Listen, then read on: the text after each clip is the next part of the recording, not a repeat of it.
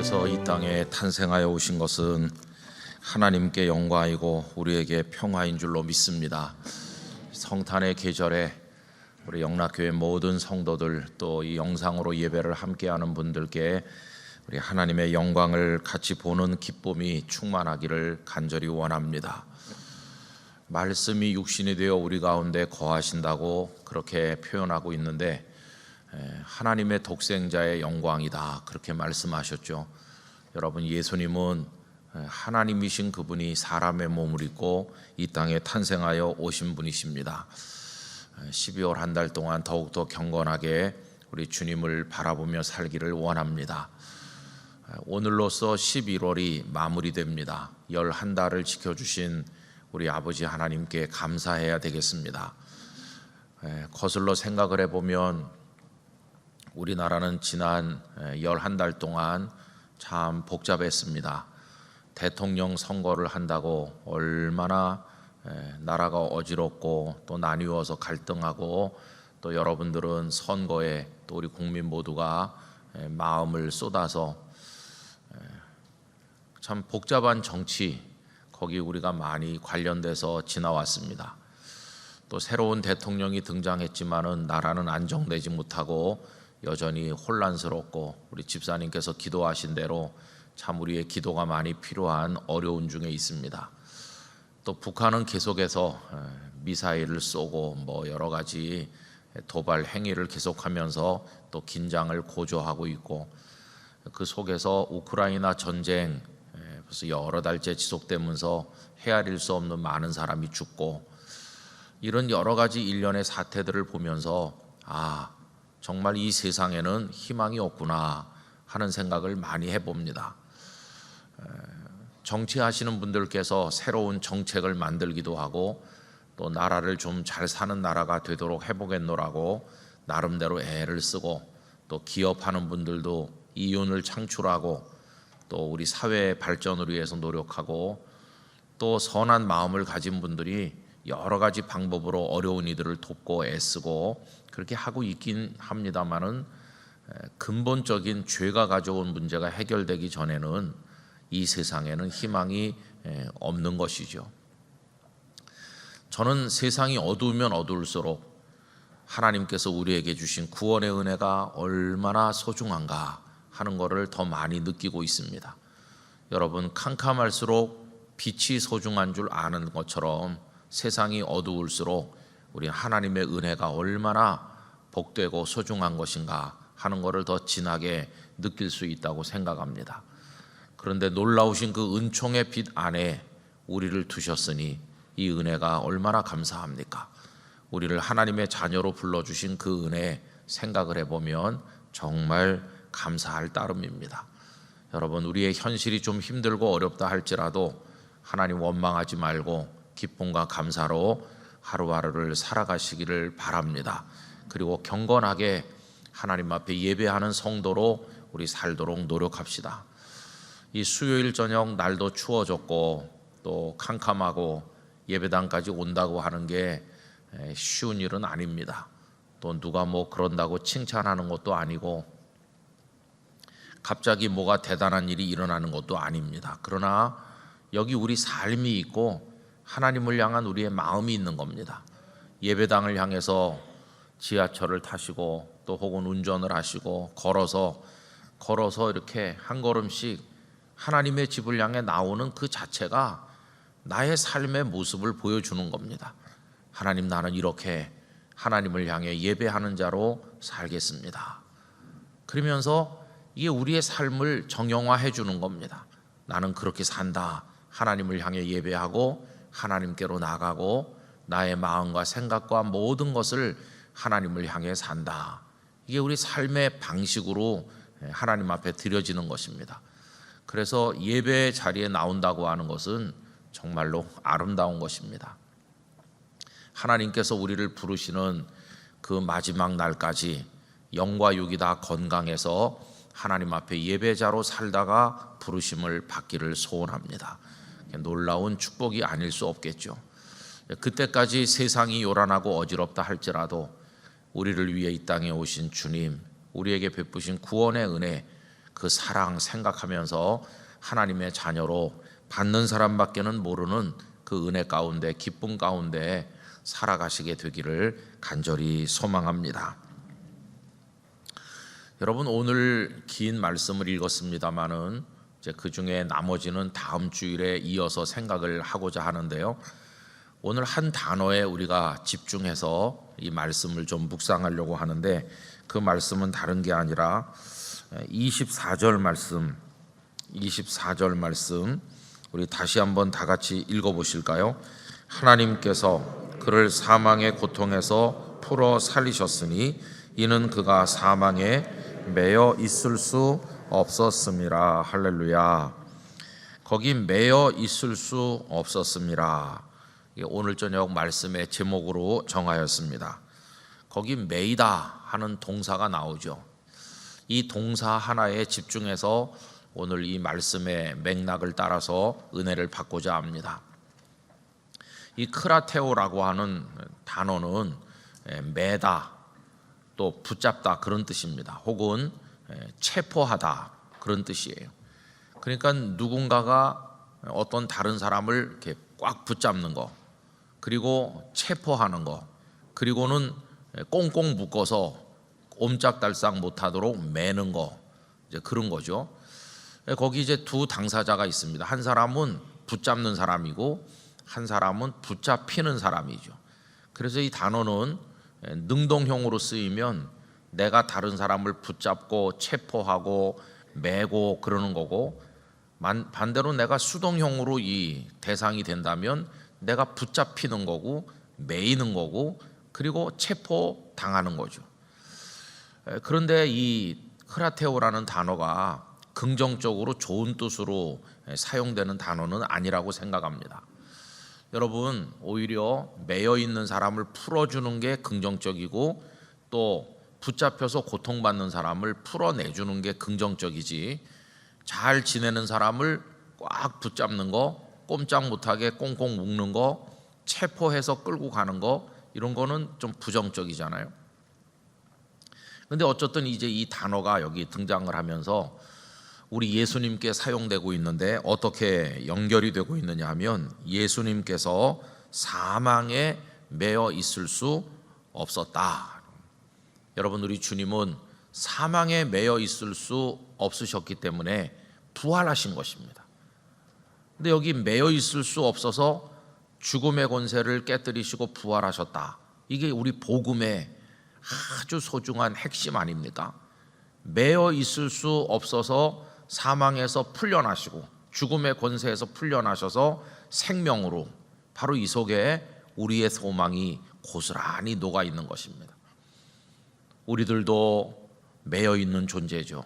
그런데 우리들도 풀리는 존재가 되기를 원하는 것이죠. 이게 바로 하나님께서 우리에게 주시는 구원이라는 것을 알 수 있어요. 그러면 우리 주님은 어떤 분이시길래 매여 계실 수 없으신가?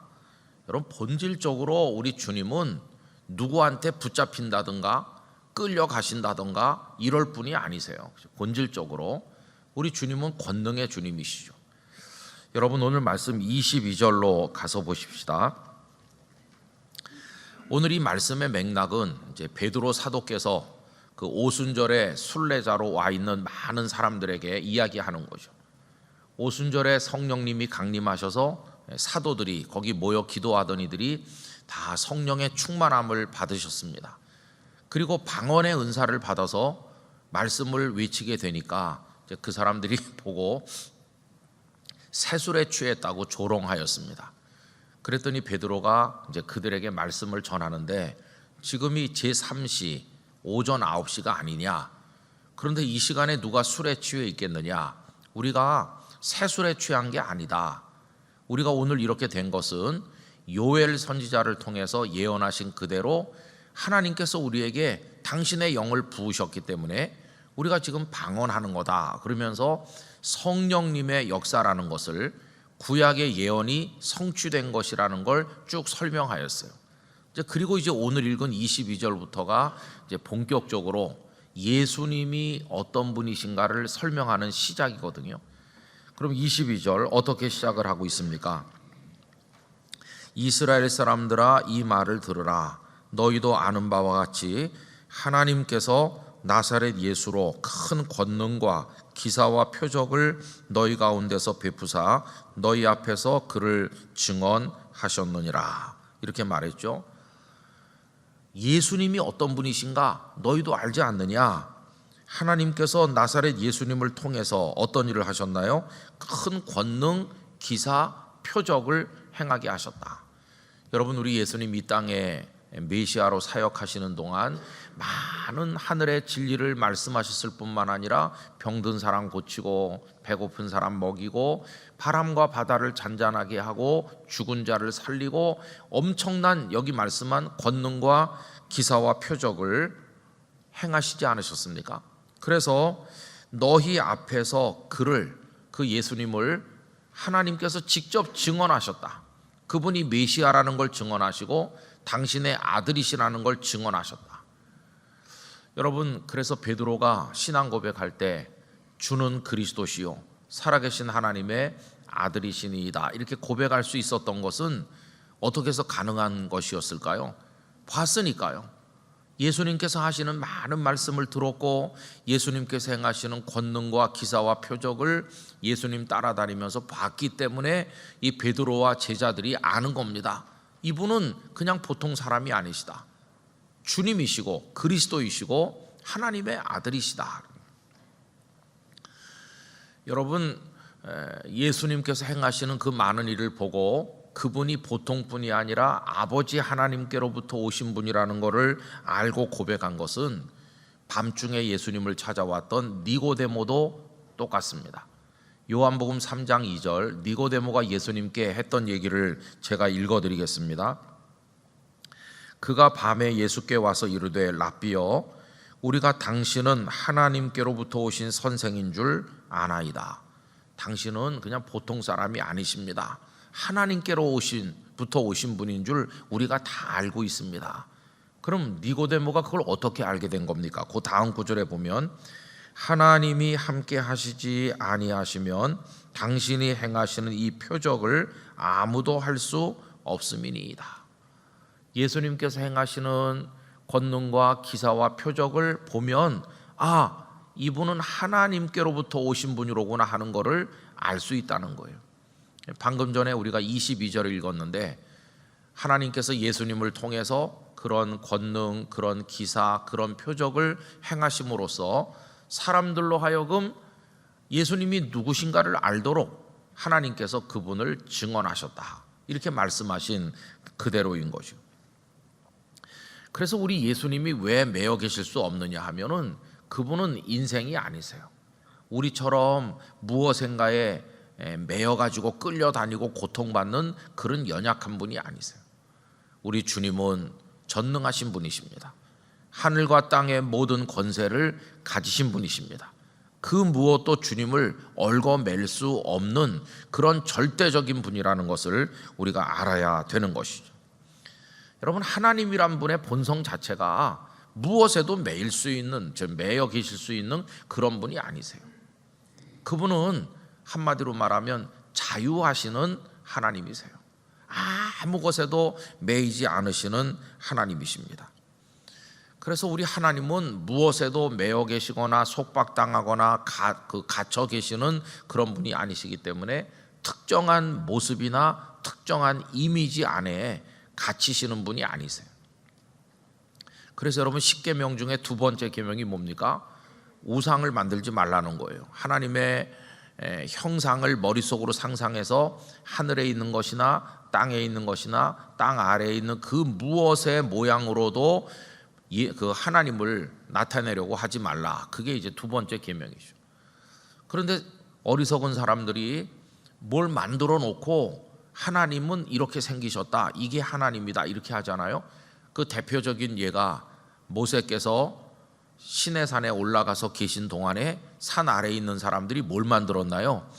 금송아지를 만들었죠. 그래 놓고는 이게 하나님이라는 거예요. 여러분, 하나님이 금송아지처럼 송아지처럼 생기셨나요? 하나님은 그 어떤 형태나 그 어떤 이미지 안에 갇혀 계신 그런 분이 아니세요. 우리 하나님의 그 모습을 사람의 언어로 설명할 수 없는 무한 광대하신 하나님이시죠.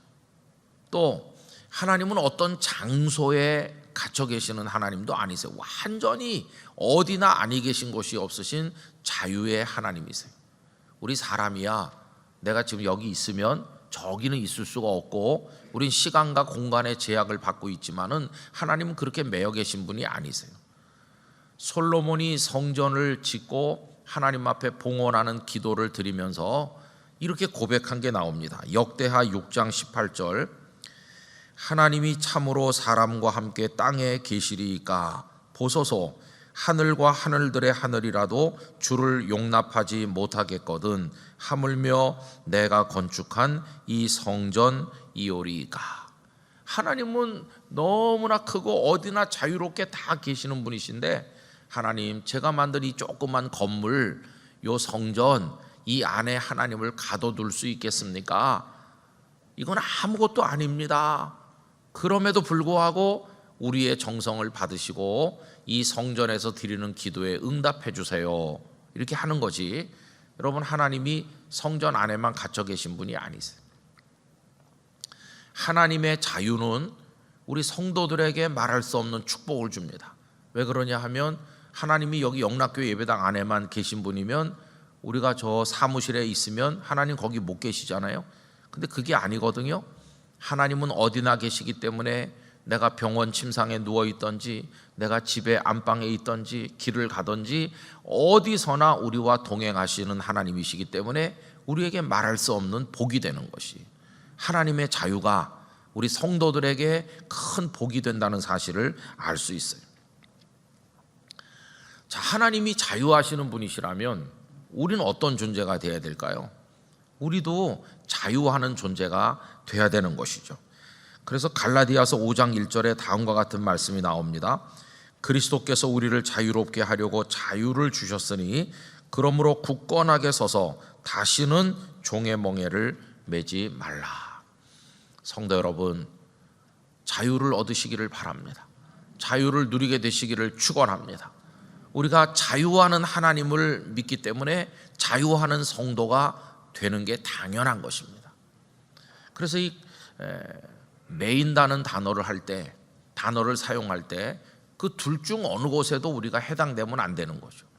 누구를 내가 체포해서 붙잡아서 그 사람을 꼼짝 못하게 하고 그 사람을 억압하는 그런 존재가 돼서도 안 되고 우리가 누구에게 체포당하거나 끌려가거나 얽매이거나 그렇게 자유가 억압되어 살아도 안 되는 거죠.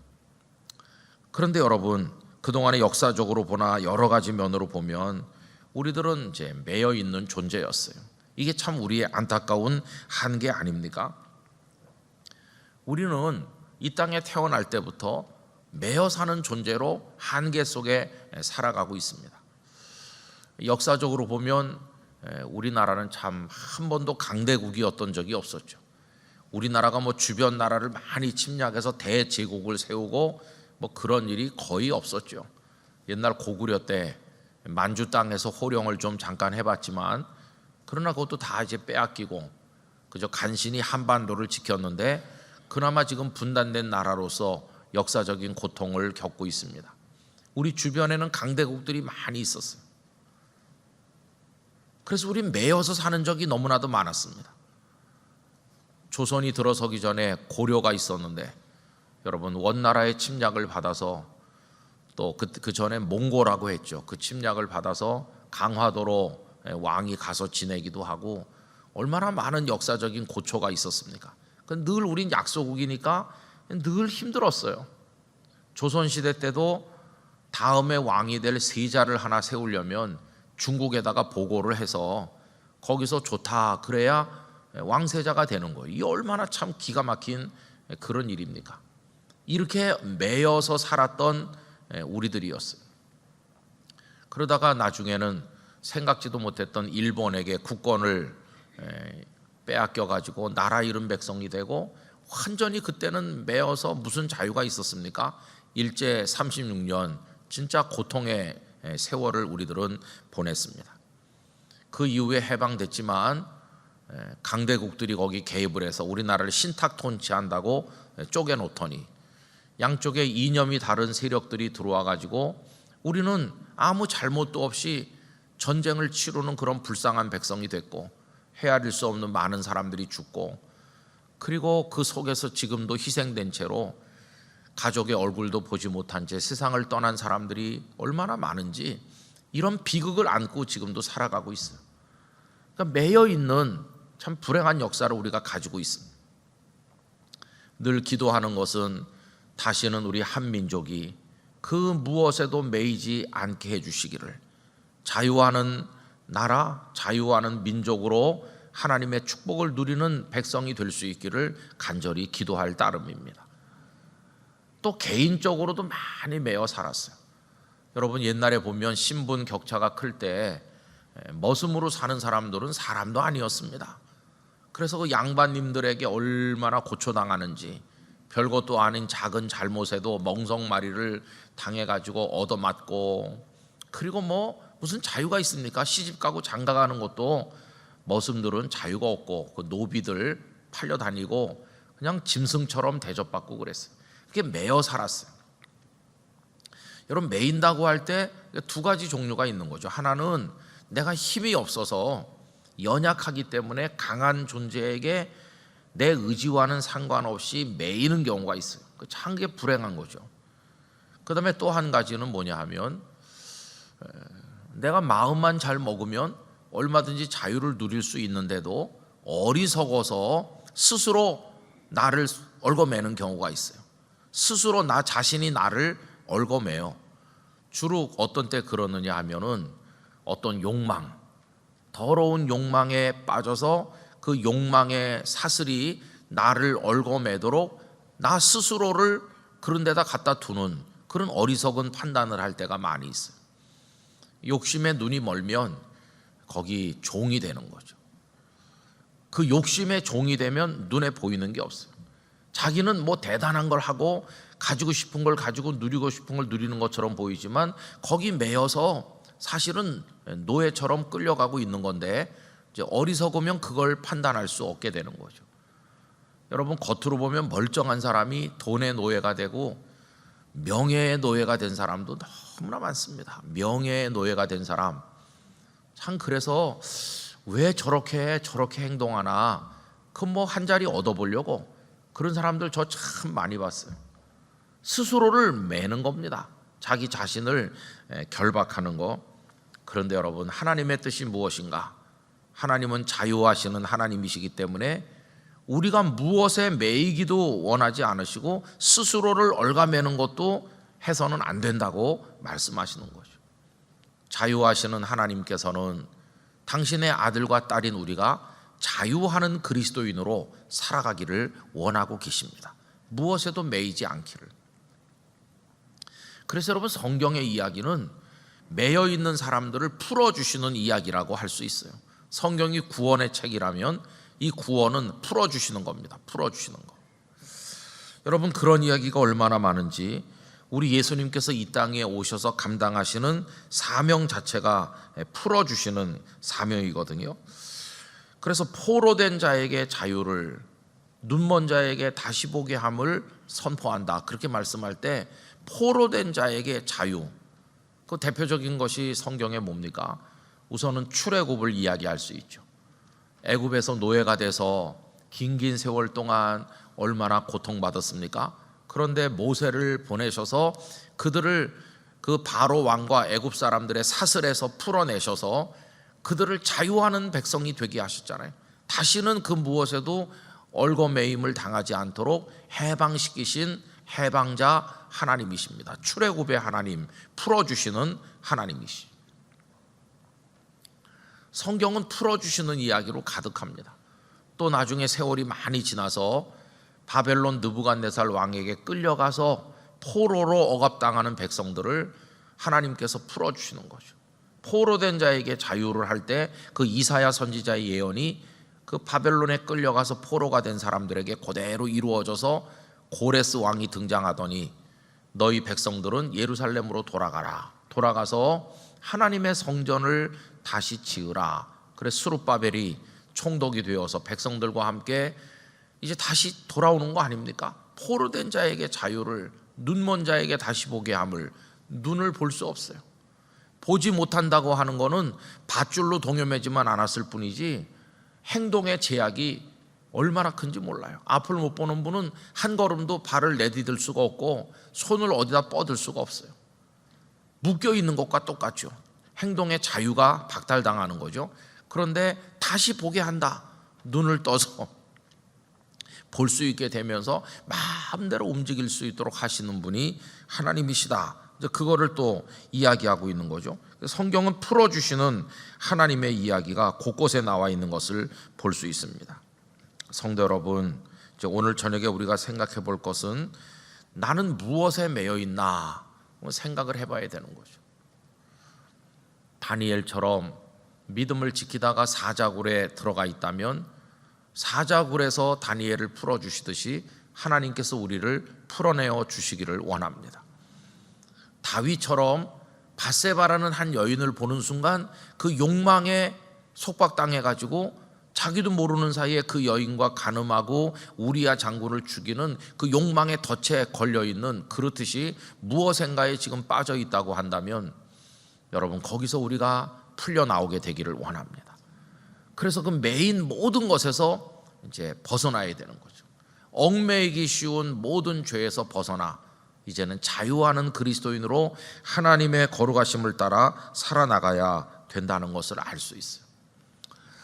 우리 예수님은 사망에 매여 계실 수 없기 때문에 그 죽음의 권세를 깨뜨리시고 부활하신 분이세요. 무덤 문이 열렸다. 그 무덤은 인류가 만들어진 이후 우리 인생이 당하는 그 매여 있는 고통의 상징이었습니다. 하나님의 아드님이 숨을 거두시고 그 시신을 그 무덤 안에다 놓고 큰 돌을 옮겨서 무덤 문을 막았어요. 그게 하나의 상징이죠. 이 땅의 모든 인생들이 그렇게 살아왔어요.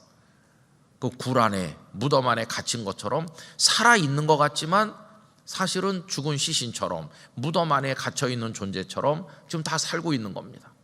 권력에 속박당해서 죽은 사람, 명예에 눈이 먼 사람 다 뭔가 이렇게 갇혀있는 거죠. 그런데 하나님의 빛이 그 무덤에 비추이고 그 생명의 능력으로 돌이 굴려져 문이 열리고 주님이 그 안에서 나오셨다. 이게 해방 중에서 가장 큰 해방이고 그 능력의 주님이 우리들을 어떻게 풀어주시는 분이신가 하는 것을 온 세상 앞에 상징적으로 보여준 사건이라고 말할 수 있습니다. 그래서 부활은 단지 예수님의 몸이 죽음에서 살아나신 그 사건 하나만을 뜻하는 데서 끝나는 게 아니라 모든 메인데서 우리를 풀어주시는 주님이시라는 것을 우리들에게 선포하신 것입니다. 모든 매임에서 풀어주시는 거죠. 그래서 여러분 무엇이 나를 얽어매고 있나 거기서 우리가 풀려나기를 원합니다. 우선 우리가 주님의 은총으로 풀려나는 것은 죄로부터 풀려나는 것입니다. 죄가 우리들을 사망으로 끌고 들어갔잖아요. 그런데 십자가의 보혈이 우리의 죄를 맑게 씻었어요. 그래서 이제는 죄와 사망의 법이 우리를 더 이상 정죄할 수 없어요. 생명의 성령의 법 안에서 우리는 용서받았고 자유를 누리는 사람이 되었어요. 죄는 정말 이렇게 목을 조여오는 것입니다. 여러분 죄를 짓고 도망하는 사람들 밤에 잠이나 제대로 자겠어요? 어디 가서 밥 한 그릇을 편하게 먹을 수 있겠어요? 누가 나를 보는 것 같고 잡으러 오는 것 같아서 얼마나 고통 가운데 쫓기겠습니까? 그러나 아무 죄가 없는 사람은 어디든지 자유롭게 가고 어디든지 마음껏 있을 수가 있어요. 여러분 그 죄로부터의 해방이라고 하는 것은 놀라운 축복이에요. 죄로부터 풀어주셨기 때문에 우리는 죄의 결과로 왔던 죽음으로부터도 우리는 풀려나는 것입니다.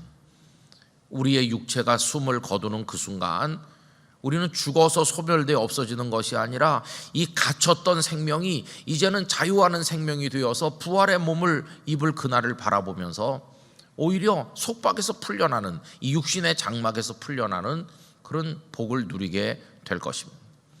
이젠 사탄의 사슬에 매어서 사탄의 자식으로 더 이상 살지 않고 자유하시는 하나님의 자유하는 아들과 딸로 하나님의 은총 가운데 살아가는 사람이 된 것입니다. 그래서 여러분, 이제는 노예처럼 살면 안 돼요. 이제는 당당하게 하나님의 주신 그 자유를 누리면서 살아가게 되기를 원하는 것입니다. 우리를 더 이상 속박하지 않게 되기를 원합니다. 다 이렇게 내려놓으면요, 다 이렇게 포기하고 그 속에 자유가 있어요. 얼마나 행복하고 편안한지 말로 다 할 수 없는 거죠. 일전에도 어느 목사님을 잠시 만났는데 그 목사님께서 이제 은퇴하시게 된대요. 이미 은퇴는 하신 거나 마찬가지고 후임자 목사님이 벌써 이제 부임해 오셨고 단지 은퇴식만 이제 하지 않으신 상태예요. 이미 벌써 다 이사도 가셨고 이제 교회 안에 당신 사용하던 짐도 다 꺼내서 이제 옮겼고 모든 게 다 정리가 됐고 이제 성도들 앞에서 그저 인사하고 은퇴식 하는 것만 남아 계시다고. 그래서 제가 여쭤봤어요. 그래 어떠시냐고 그랬더니 첫 번째 말씀이 자유라고 말씀하셨어요. 자유. 그냥 다 자유. 현역에 계실 동안에는 벌써 목요일이 됐네. 이번 주일 설교를 어떻게 준비할까? 그런 게 부담으로 다가오는 거죠. 굉장한 부담으로 다가오죠. 그런데 이제는 그런 부담에서 벗어난 것이에요. 그럼 여러분, 어떤 부담에서 벗어나는 게 자유라고 한다면 틀림없는 자유인데 그런 자유에서 부담에서 벗어나는 게 자유라고 한다면 우리는 아무것도 하지 말아야 됩니다. 그렇죠? 아버지 노릇에서 벗어나고 어머니 노릇에서 벗어나려면 어떻게 됩니까? 오늘 저녁에 애들 모아놓고 오늘 저녁으로 끝이야. 이제 아빠는 자유하려고 하니까 너희들이 알아서 먹고 살아라. 이거는 직무유기지 그거는 자유가 아니에요. 그죠? 그 진짜 자유는 뭡니까? 진짜 자유는 그 모든 걸 감당하면서 자유한 것이 그게 진짜 자유인 것이에요. 아버지 노릇도 열심히 하고 어머니 노릇도 하고 목사 노릇도 하고 교회 장로님, 집사님, 권사님 다 하시면서 그 안에서 매이는 게 아무것도 없이 자유하는 거. 여러분, 이거 정말 놀라운 축복이 아닐 수 없어요. 매여 계실 수 없으신 주님을 믿는다고 하면서 매여서 헐떡거리면서 끌려다니면서 사는 거는 이게 우리가 제대로 하나님을 믿는 게 아니에요. 저도 목회를 하면서 참 많이 매여 있었죠. 그런데 누가 와서 저를 막 억지로 끌고 가서 매인 적은 없었던 것 같아요. 누가 저를 잡아서 감옥에 집어넣는다던가, 여러분 저 한 번도 갇혀본 적이 없습니다. 저 전과자 아닙니다. 누가 저를 막 끌고 가고 그런 적 없어요. 근데 다 100% 제가 저를 가둬놓은 겁니다. 제가 저를 가둬놔요. 주로 어떤 때 많이 가두냐 하면은 하나님께서 나를 인도하시는 대로, 그 자유하시는 하나님께서 그분의 생각과 그분의 길은 우리 길보다 높고 하늘이 땅보다 높은 같이 하나님의 뜻은 그런 건데 그분께 맡겨서 그분이 오라 그러면 가면 되는 거고 거기 서라 그러면 서는 거고 그러면 편안할 텐데 우리는 그걸 안 하는 거예요. 그걸 안 하고 우리 스스로 뭔가 길을 정해놔요. 하나님, 우회전다면 좌회전이고요, 좌회전다면 우회전이고요, 직진 200m고요. 저는 인생을 그렇게 살기로 했어요. 딱 정해놓고 하나님께서 아니야, 우회전 아니고 좌회전이야. 그래도 막 버티니까 그게 고통이 되는 거예요. 그런데 여러분, 모든 물은 그 물이 어떤 물이든지 높은 데서 낮은 데로 흐르는 것처럼 하나님께 맡겨서 흘러내려가듯 살면 그 안에 자유가 있는 것이에요. 그렇게 흐르다 보면 넓은 바다와 만나게 돼 있고 말할 수 없는 축복의 바다로 들어가요. 그런데 우리는 이걸 막 거꾸로 거슬러 물이 올라가게 해보려고 하니까 막 고통을 받는 거예요. 하나님의 뜻 안에 자유가 있는 줄로 믿습니다. 목회를 하면서 목사님들이 스스로를 얽어매는 것 중에 하나가 그거예요. 우리 교회가 지금 100명 모이는데 어떻게 하면 200명 모이는 교회 되게 할까 막 하면서, 여러분, 열심히 하는 거하고 충성하는 거하고 스스로를 얽어매는 거하고는 다른 것입니다. 열심히 해야죠. 당연히 열심히 하는데 자유하면서 열심히 해야죠. 자유하면서. 그래서 이제 막 억지로 뭔가를 하려고 하다 보면 목사님들도 병이 나고 쓰러지고, 인간적으로 그 잘 안 되면 막 분노가 치밀고, 그거는 비즈니스를 하는 거지 하나님의 비전에 따르는 게 아니에요. 그렇게 하면 안 되는 거죠. 근데 그거를 터득하기가 정말 어렵더라고요. 저도 그거 터득하기가 힘들었어요. 그런데 어느 순간인가 하나님께서 가르쳐 주셨어요. 네가 그렇게 한다고 되는 게 아니고 그냥 너는 나를 따라라. 나의 은혜 안에 거해라. 내가 너를 인도하는 대로 따르라. 그러면 그냥 하나님께 맡기는 거예요. 말하자면 하나님이 운전하시는 차에 나는 타기만 하면 되는 거예요. 내가 스스로 막 어떻게 해보려고 하지 말고 하나님의 은혜를 따라 이렇게 가면은 하나님이 다 하시는 것이에요. 안 될 것 같은데 되게 하시고, 없는 중에도 있게 하시고, 약한 자를 들어 쓰시고, 하나님의 표적과 기사와 능력이 나타나는 걸 경험하게 돼요. 아, 하나님께 다 맡기면 자유함이 있고 동시에 우리가 계획했던 것보다 더 아름다운 열매를 맺는구나, 이걸 터득할 수 있게 되는 거예요. 그래서 여러분, 저는 우리 영락교회 성도도 이 자유를 경험하시게 되기를 바랍니다. 영락교회가 조심해야 될 것 중에 하나는 이겁니다. 우리는 영락교회야. 우린 영락교회인데 영락교회가 어떤 교회냐, 우리 교회가. 그러니까 영락교회는 이렇게 해야 된다. 그게 우리를 얽어매는 거예요. 우리 같은 영락교회가 어떻게 해야 돼? 이게 성도들의 의식 속에 굉장히 깊어요. 그걸 감사함으로 하나님 앞에 고백하는 건 좋은 거지만 그게 우리를 얽어매 갖고는 안 되는 것이에요. 그럼 하나님께서 그러냐? 한번 해봐라. 그리고 하나님 구경만 하시면 우리는 그 스스로를 얽어매는 거예요. 여러분, 영락교회를 세우신 분도 하나님, 한경직 목사님을 사용하신 분도 하나님, 그동안 많은 주님의 종들로 기도하게 하시고 선교 봉사 헌신케 하신 분이 다 하나님이시고 오늘까지 오게 하신 분이 하나님이시거든요.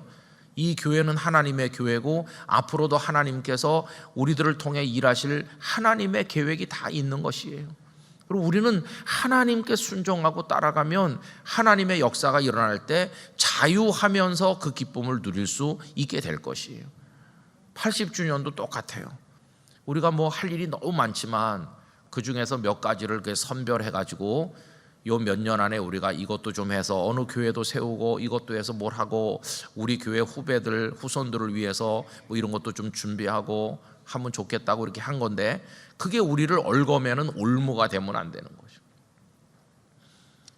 그래서 80주년 돈이 얼마 있어야 되고 우리가 뭘 어떻게 몇 월 며칠까지 뭘 끝내야 되고, 이게 우리 성도들에게 얽어매는 짐이 되지 않기를 원합니다. 하나님 앞에 맡기고 믿음으로 순종하고 우리가 이런 일에 도전해 볼 수 있다는 게 감사하다, 그러면서 기쁨으로 하나님 인도하시는 대로 하면은 안 될 것 같아도 되고, 그런 것이 그때 하나님의 살아계심을 경험할 때 한없는 기쁨을 맛보게 되는 것이에요. 여러분, 절대로 무엇에도 얽매이지 않게 되기를 소원합니다. 그래서 이제 뭐 언제부터라고 딱히 말할 수는 없지만은 하나님께서 제 마음속에 자유하는 기쁨을 주셨어요. 저는 성경 전체 중에서 가장 좋아하는 몇 구절 중에 하나를 얘기하라 그러면 아까 읽어드린 갈라디아서 5장 1절을 너무너무 좋아합니다. 그리스도께서 자유케 하셨는데 다시는 종의 멍에를 매지 말아라. 제가 영락교회 부임하던 첫 주일 이런 설교를 했어요. 뭐 앞으로 몇 년 동안에 내가 목사로서 뭐 이런 걸 하겠습니다, 이런 약속, 저는 연약하기 때문에 아무것도 할 수 없다고 그랬어요. 그 약속을 할 수 없다는 건 두 가지 뜻입니다. 우선은 제가 무능하고 연약하니까 약속할 자격이 없는 거고, 그 다음에 그보다 더 중요한 하나는 방금 이 얘기입니다. 하나님이 어떻게 인도하실지 모르는데 제가 뭔가를 약속하는 것 자체도 저를 얽어매는 거고 성도들을 얽어매는 거거든요. 인간이 뭔가를 말하는 것보다 하나님은 훨씬 더 아름다운 축복을 영락교회를 위해 준비하고 계시다고 믿기 때문에 우리 거기다 맡겨야 되는 것이기 때문에 그렇게 이 말씀을 드린 것이,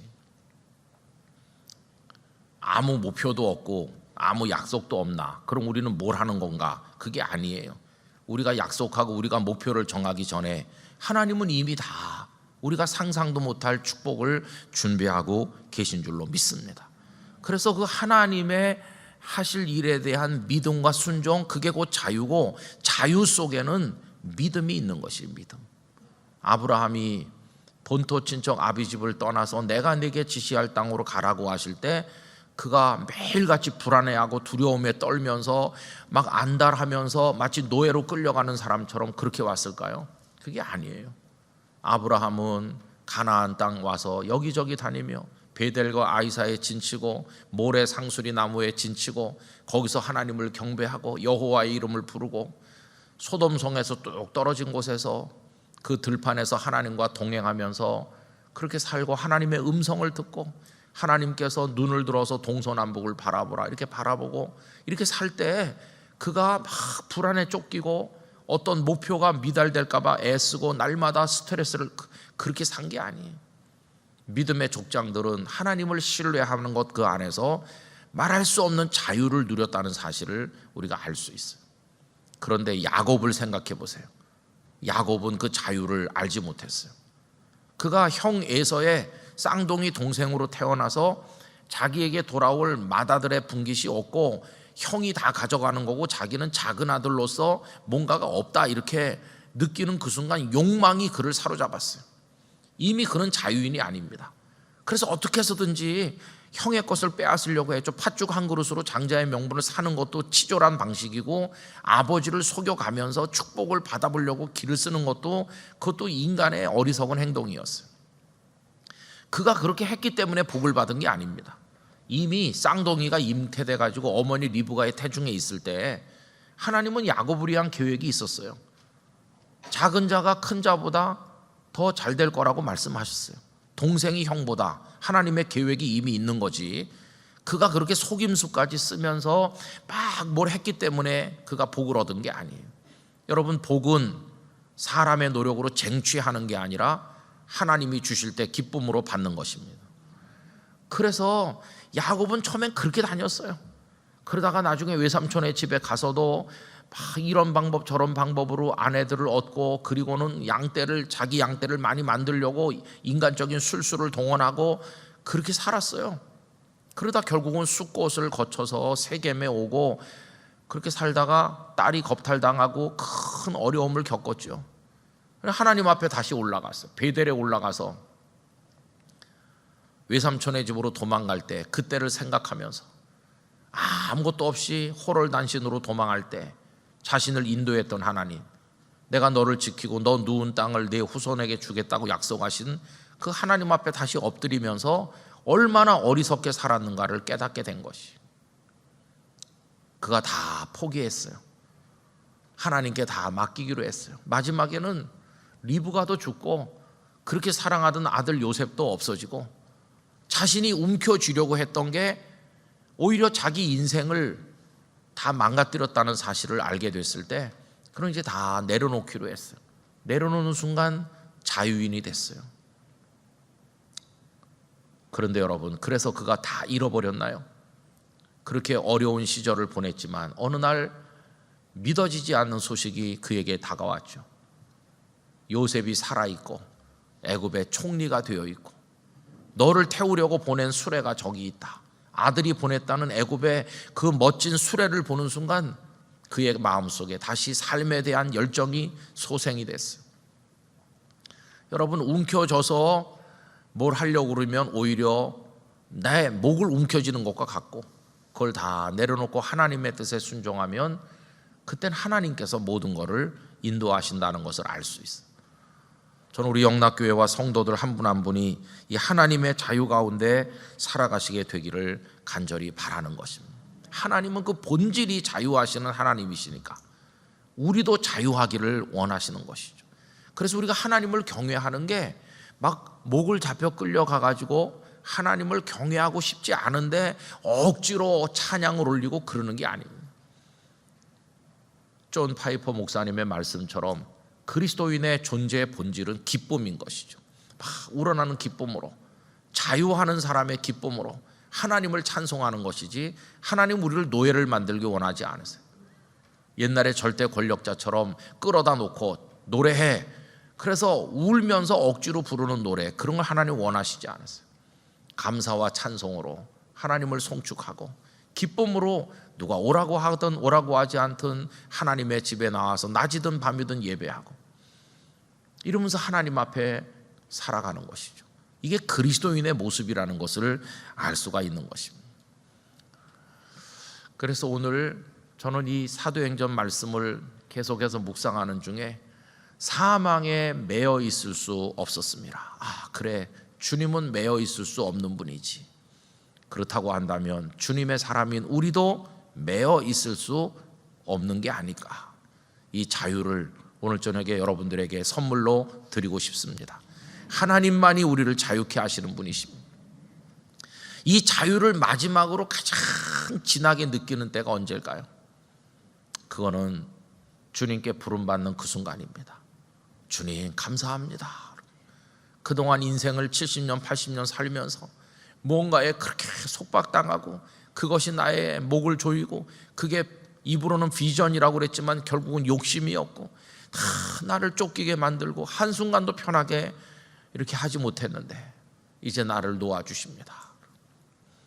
시므온이 성령의 감동을 받아서 성전에 올라오셨다가 탄생하신 예수님을 보는 순간 너무나 기뻐서 노래하기를 나를 놓아주시는도다 이렇게 노래했죠. 여러분, 그게 바로 그 순간이 완전한 자유로 들어가는 순간이에요. 그래서 죽음은 루터의 말처럼 드디어 해방되는 순간이라고 말할 수 있어요. 이 세상의 삶이 그동안 우리를 짓눌렀는데 이제는 완전한 자유 속으로 하나님의 자유의 나라로 우리가 들어가는 순간이 세상에선 죽음이라고 말하는 바로 그 순간이죠. 우리 성도들에게 이 자유의 축복이 있으시기를 간절히 기원합니다. 죄로부터의 자유, 사망으로부터의 자유, 사탄으로부터의 자유, 욕망과 더러운 그 모든 것에서부터의 자유. 그래서 그냥 홀홀 나는 새처럼 하나님 안에 살아가시기를 진심으로 축원합니다. 기도하겠습니다.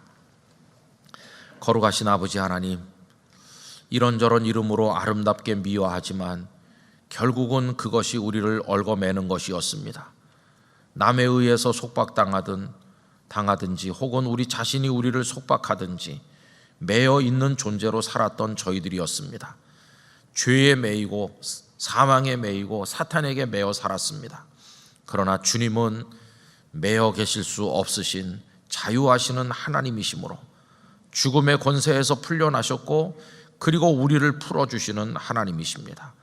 하나님께서 주시는 자유를 만끽하며 그 안에서 살아가게 하여 주옵소서. 하나님의 말씀을 따라 물이 낮은 곳으로 흐르듯 하나님을 따라 흐를 때 오히려 더 큰 은혜와 축복의 바다로 들어간다는 것을 깨닫게 하여 주시옵소서. 이 비밀을 깨닫고 행복한 그리스도인으로 하나님을 찬송하며 살아가도록 주여 저희에게 은혜를 베풀어 주시옵소서. 예수님의 이름으로 기도드리옵나이다. 아멘.